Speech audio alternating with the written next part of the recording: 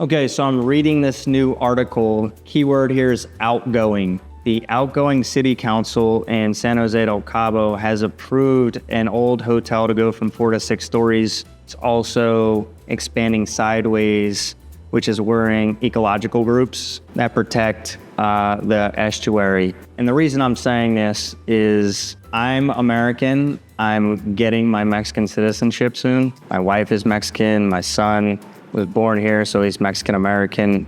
And a lot of people here blame the foreigner for, a lot of problems. And I agree, okay? I agree that there is some blame for the foreigners, increasing prices.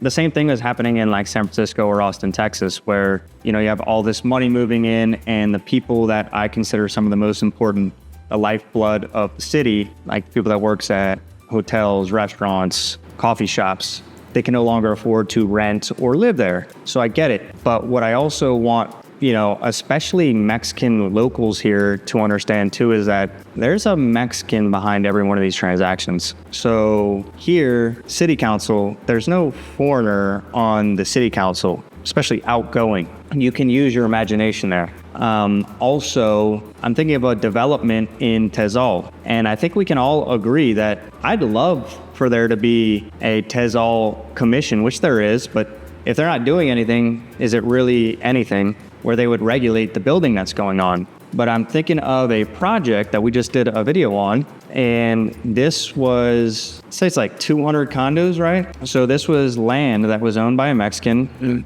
bought by another Mexican developer, sales team, half Mexican, half expat, right? And buyers, for the most part, Americans. And then what people see is the foreigner money moving in, and the foreigner's there, and they blame the foreigner. And I'm saying there was like 4 or 5 different routes there where that got approved by people that were Mexican, right? Man, there's this other project in the Del Mar area, and it's like right on the street. Like where the municipality enforcing this Mexican developer, nobody wants that happening. And it's like, where are the people that are responsible? So my call to action for the people that are saying like, hey, the foreigner is coming in and destroying, and I get it, like I do, because I've been here for a while, and I don't like the fact that a lot of this stuff is happening, right?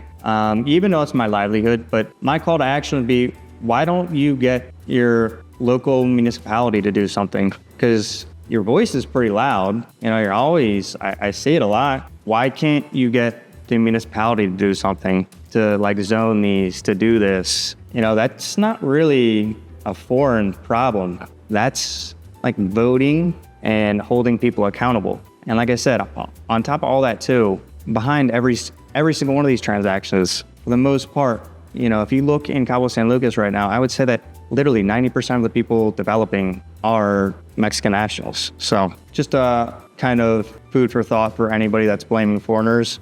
And I do get it. And I do think things have gotten expensive here. And it is because money's moving in, but that's no different than a lot of cities throughout the world right now.